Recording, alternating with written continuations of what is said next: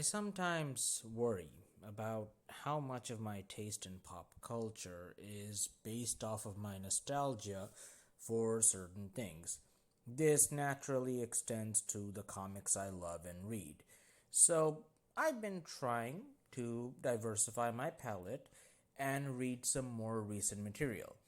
Now, there are several roadblocks to my accessing any of said materials, so it still takes me a bit of time before I can experience these books directly. I have quite the tale to tell about my attempt to acquire a copy of Far Sector. Digital services have been my best way to access these stories, even though the options I'm limited to have either small collections or are very extravagantly priced. Marvel Unlimited. But I have read quite a few titles that have came out in the last few years. King in Black, Immortal Hulk, Tom Taylor's Suicide Squad, and of course, the topic of this video, Future State Justice League. Okay, what I'm about to say in this part of the video consists of mostly speculation and a bit of guesswork patched together from multiple articles and reports. So, the only guarantee I can provide about the information I'm about to send your way is my word that I tried my best to be as accurate as possible. So, here goes nothing. Former editor-in-chief at DC Comics, Dan DiDio, apparently was working on a line-wide event called Generation 5, or as it was colloquially referred to, 5G. This event would have basically eliminated the phenomenon of comic book time, meaning that the characters in the DC universe would have aged naturally, with most of them having retired in the modern day and their mantles would have been taken up by newer, younger counterparts. Some of said counterparts were like the subject of heavy speculation. These included Clark Kent's son John Kent taking up the mantle of Superman, the second Batwing Luke Fox taking up the mantle of Batman, Diana's sister Nubia becoming Wonder Woman, Joe Mullane of Far Sector fame becoming Green Lantern, and as a really out of field choice, Owen Mercer Jr., the son of Captain Boomerang, becoming the new Flash.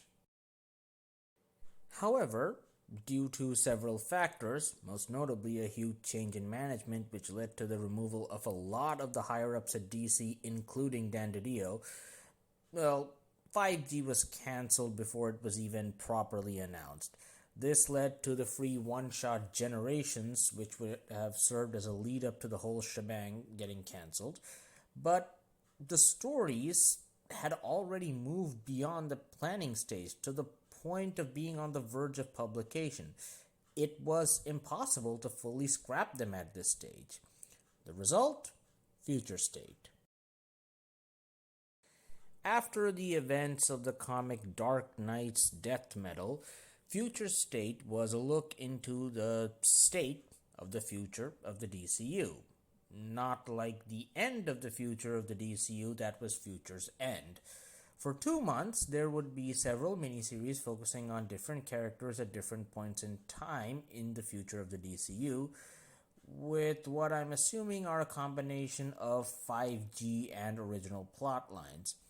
The stories are a mixed bag, to be honest. Interestingly, in the comics I read, I found the plots with the new characters to be much more enjoyable and entertaining, and those with the old guard were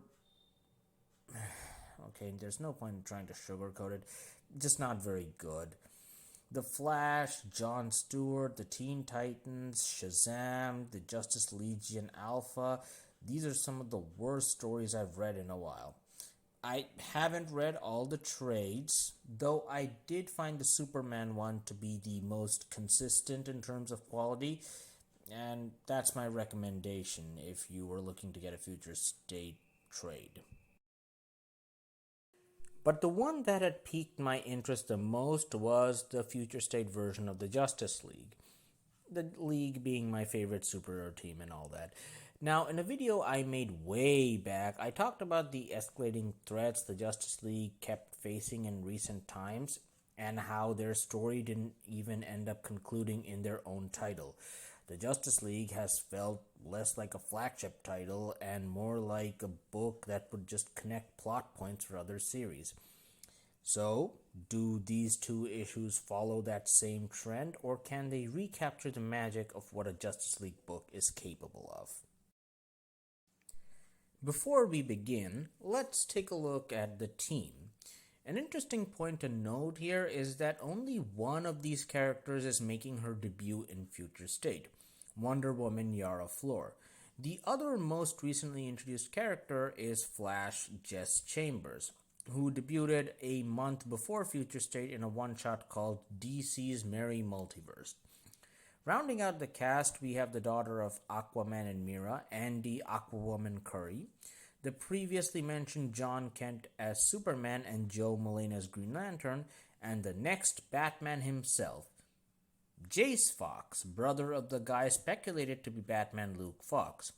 Jace is in fact the oldest of all these characters, making his first appearance in 1979 as the oldest son of Lucius Fox before being brought back more recently. He also initially had an armored look in the solicits, but the trade gives him a different costume that we don't really see a lot of inside the comic itself because Jay spends most of his time shrouded in darkness and shadows. It's almost as if the creative team didn't have a clear direction on what they were supposed to do with these characters. The story opens with an exposition dump about how awesome this Justice League is and how they have achieved so much both as individuals and a group. Oof, not off to a great start here. The odds of the team actually living up to the hype have been stacked drastically against them now. This rant is being delivered by an extremely old Professor Tomorrow, Thomas Oscar Morrow Tomorrow, in the abandoned Hall of Justice, who, along with a similarly aged Professor Ivo and a Legion of Doom, consisting of future counterparts of both classic League villains and individual nemesis of the heroes, plans to expose the Justice League as false idols through a plan they have put together. Immediately on the next page, we see the entire Legion of Doom is dead in the hall, their plans having backfired horribly in their faces. This is the first time we see the League properly interact with one another, and we get some more backstory about why the hall isn't being used by the current League anymore. In the past, the Justice League got too big, leading to a traitor infiltrating the team and using the knowledge of their secret identities to hurt them like they never had been before. So, when a new charter of the League was formed, in order to prevent such a thing from happening again, members were forbidden from interacting with each other outside of emergencies. Superman, John Kent, is shown to be a bit disheartened about this lack of closeness amongst the members, as when Green Lantern Joe Mullane suggests she investigate alone, he talks about having a team meeting, which causes half the team to leave. Wonder Woman, however, stays behind and has a chat with John over hot dogs, showing that the two are friends. This was established in the Future State Superman Wonder Woman miniseries. While John brings up that he barely knows his teammates to the point of not even knowing who Batman and Flash are, Yara points out that the rules are there for a reason to prevent past mistakes from being repeated. As Yara flies away, John ponders to himself about the members of the League being there for the world, but not really being there for each other. Meanwhile, over at Aquawoman's lighthouse, we see that Andy and Jess are actually in a relationship. I assume they're in a relationship. I'm honestly kind of bad at telling these things. Hidden from the rest of the League. Suddenly, Superman and Wonder Woman appear at their door. At the same time, Superman suddenly appears in front of Green Lantern, who has deduced the identity of the killers. The various members of the League are attacked by assailants who look like their teammates and are teleported to an unknown location. The attackers are revealed to be the Hyper Clan, a group of white Martians who tried to conquer the Earth on several occasions. And as a fan of Grant Morrison's JLA and the White Martians as villains in general, this was a really fun reveal for me. We finally get the full scope of the villain's plan. Professor Ivo wanted to free the HyperClan and use their shape-shifting abilities to replace the League. The leader of the HyperClan, Protex, thought it was an excellent idea, but decided to remove the middleman in the form of the Legion of Doom and adopt the plan to the HyperClan's own ends. The HyperClan, as the League, begin to simultaneously do good deeds around the world while also taking advantage of the League's good name to collect equipment and scientists to create a device to enslave humanity. Some of the Martians actually aren't fully on board with the plan, but their leader Protex stomps down on any dissension. We see that the Justice League have been stranded on a world filled with volcanoes, where they deduce that the White Martians themselves must have been trapped by the previous League before being freed by the Legion of Doom.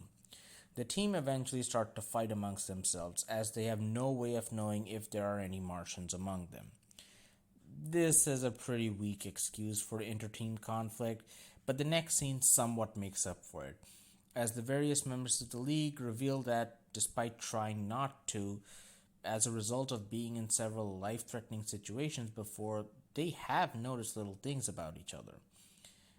Despite Batman not feeling very trustworthy of everyone, with the help of the Flash, the team prepares to jump from their location back to Earth, where the HyperClan are on the brink of bringing their plans to fruition. The League arrive in the nick of time to fight off the imposters, with Batman telling his teammates to use their knowledge about each other to their advantage. They defeat most of them, but Protex is stuck fighting the Flash as the Flash. These sentences are weird to type.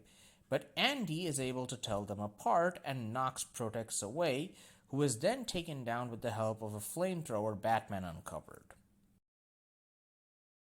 You can probably guess how the story ends. The White Martians are sent to a more humane prison than before. The League decide to be more open with one another, and after a few months in a new Hall of Justice, they sit down to vote in new members for their Justice League.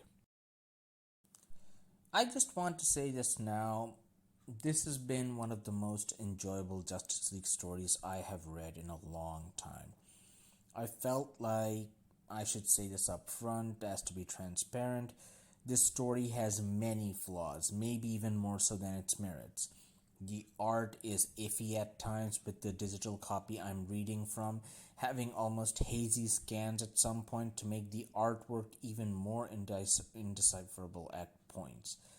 Speaking of issues with my digital trade, I found a couple of pages placed out of order, and I would really like to know if this is present in the physical trade of this comic, or even in the single issue as well. The members of the League also remind me more of their predecessors, as in their dialogue and actions seem to convey that they are carbon copies at times, as opposed to being their own person. Joe is the least susceptible to this, while Andy feels a lot like her mother at times, and Jace feels outright schizophrenic with his dialogue being all over the place. But the above flaws fall under a combination of technical issues and the pressure of trying to write a bunch of new characters with characterizations that not only have to be similar to the other series being published in Future State, but also try to extrapolate how these characters would act in the future. This is because Future State Justice League actually takes place later down the timeline than most of the other series being published. With that in mind, I really can't fault writer Joshua Williamson for any inconsistencies. Could they have been better? Yeah, probably. Was it terrible? Oh, absolutely not. And this brings me to the reason why I like this comic so much. The Justice League always felt like a combination of larger than life superheroes who were also sort of down to earth, at least to me. These two issues did a very good job in capturing that core essence of the Justice League. The various members are all enjoyable, with a special shout out going to Andy and Jess, who the latter of whom is one of the first major non-binary characters in the Justice League, if my memory serves correctly.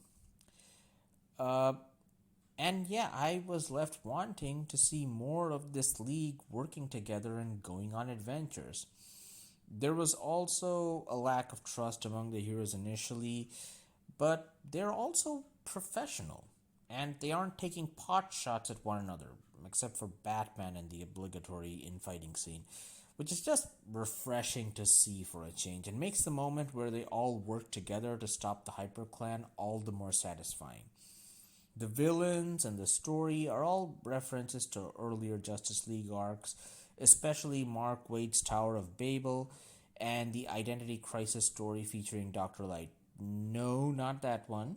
This one, which dealt with conflicts caused by the League members not knowing each other's secret identities. Huh. So this relatively recently published story somehow was even more enjoyable for me because it managed to inspire feelings of nostalgia. Well, isn't that interesting?